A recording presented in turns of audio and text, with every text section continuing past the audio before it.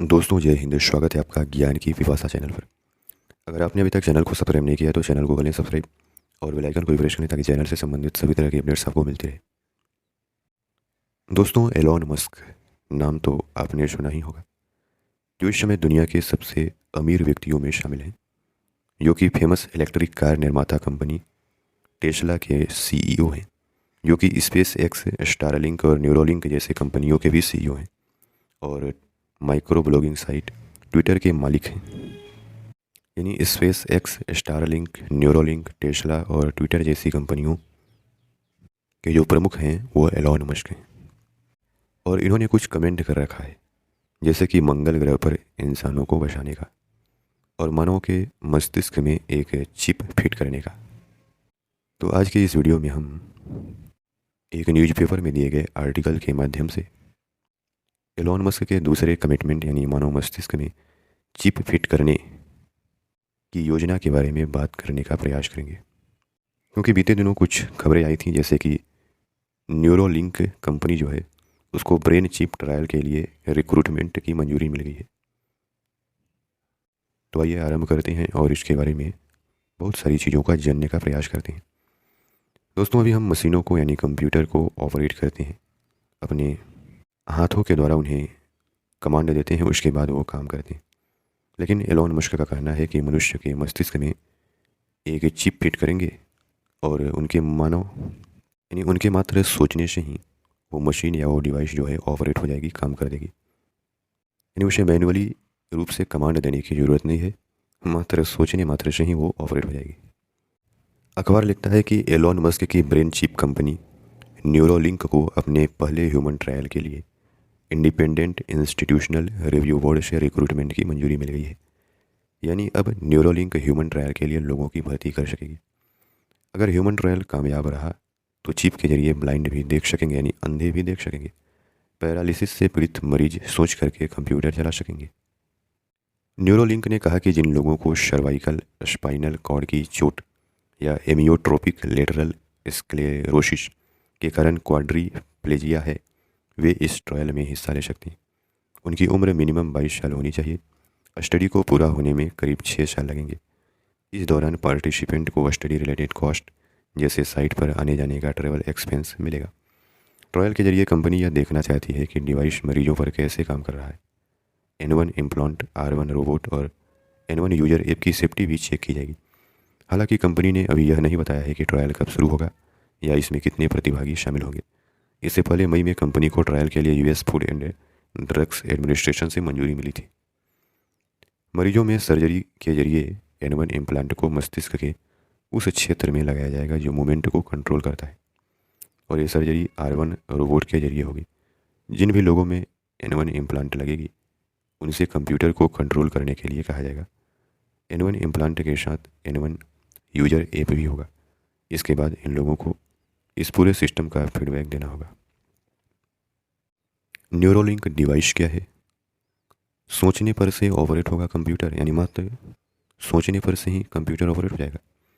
अखबार लिखता है कि न्यूरोलिंक ने सिक्के के आकार का एक डिवाइस बनाया है। इसे लिंक नाम दिया गया है।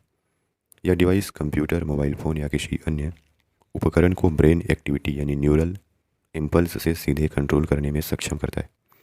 उदाहरण के लिए पैरालिसिस यानी लकवे से पीड़ित व्यक्ति के मस्तिष्क में चिप लगाने के बाद वह सिर्फ सोच करके माउस का कर्सर मूव कर सकेगा। कॉस्मेटिक्स रूप से अदृश्य चिप।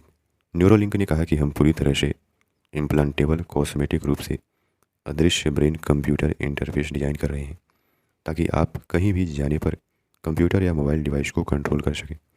माइक्रोन स्केल थ्रेड्स को ब्रेन के उस क्षेत्र में डाला जाएगा जो मूवमेंट को कंट्रोल करता है। हर एक थ्रेड में कई इलेक्ट्रोड होते हैं जिसे वह लिंक इम्प्लांट से जोड़ता है। रोबोटिक प्रणाली डिजाइन की।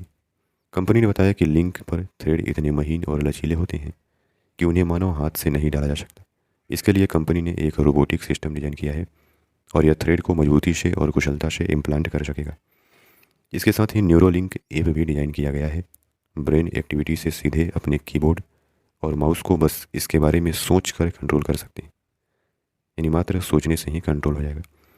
अखबार लिखता है कि डिवाइस को चार्ज करने की भी ज़रूरत होगी। इसके लिए कॉम्पैक्ट इंडक्टिव चार्जर डिजाइन किया गया है जो बैटरी को बाहर से चार्ज करने के लिए वायरलेस तरीके से इम्प्लांट से जुड़ता है। Neutral implant electrode array link neural thread. तो लिंक यह सीलबंद इम्प्लांटेड डिवाइस है जो न्यूरल सिग्नल्स को ट्रांसमिट और प्रोसेस करता है।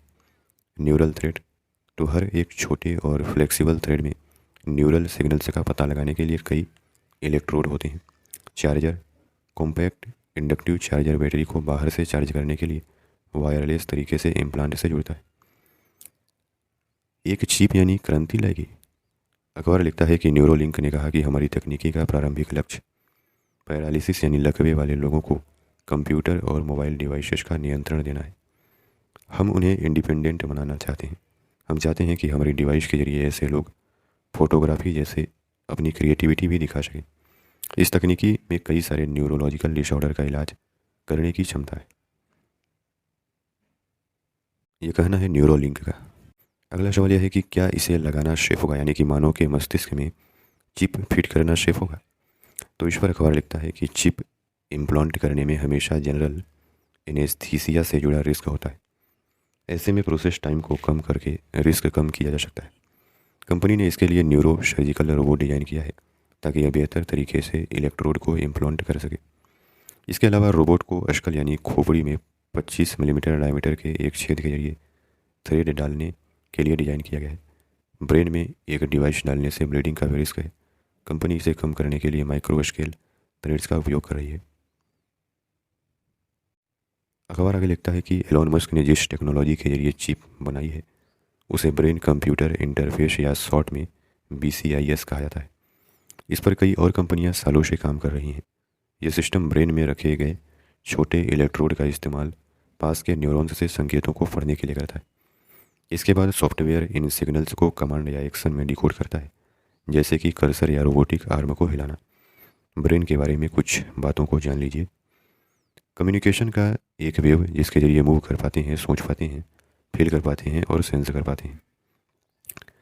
कहते हैं कि हमारे मस्तिष्क में कई न्यूरॉन्स आ जाते हैं। 86 अरब न्यूरॉन्स हमारे ब्रेन में हैं और न्यूरॉन्स सूचना भेजते हैं और रिसीव करते हैं। आमतौर पर न्यूरॉन्स के 3 पार्ट होते हैं। पहला है डेंड्रॉइड्स, सिग्नल को रिसीव करता है।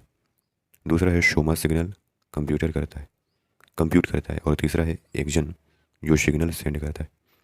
न्यूरॉन्स इलेक्ट्रिक सिग्नल के माध्यम से कम्युनिकेट करते हैं। एलोन मस्क ने 6 साल पहले ब्रेन कंट्रोल इंटरफेसेस स्टार्टअप की स्थापना की थी और 2 साल पहले अपने इम्प्लांटेशन रोबोट को दिखाया था। वहीं मस्क ने 6 महीने पहले न्यूरोलिंक के कैलिफोर्निया हेडक्वार्टर में शो एंड टेल इवेंट में अपनी इस डिवाइस की प्रोसेस की जानकारी दी थी। अखबार लिखता है कि इवेंट में मस्क ने जॉयस्टिक का इस्तेमाल किए बिना एक बंदर का पिन बॉल खेलते हुए वीडियो भी दिखाया था। टेलीपैथी के जरिए बंदर ने टाइपिंग भी की थी और न्यूरोलिंक टीम ने उसके सर्जिकल रोबोट को भी डेमोन्स्ट्रेट किया। इसमें दिखाया गया कि कैसे रोबोट पूरी सर्जरी को अंजाम देता है। तो दोस्तों, इस प्रकार एलोन मस्क की जो कंपनी है न्यूरोलिंक, उसका कि मानव मस्तिष्क में चिप फिट करके पैरालिसिस के मरीज को भी, पैरालिसिस से ग्रस्त व्यक्ति को भी, जो अपना हाथ पैर नहीं हिला सकता, उसको भी कंप्यूटर चलाने में सक्षम बनाना है। तो दोस्तों, आशा करते हैं कि इस वीडियो के माध्यम से आपको काफ़ी कुछ जानने को मिला होगा। धन्यवाद।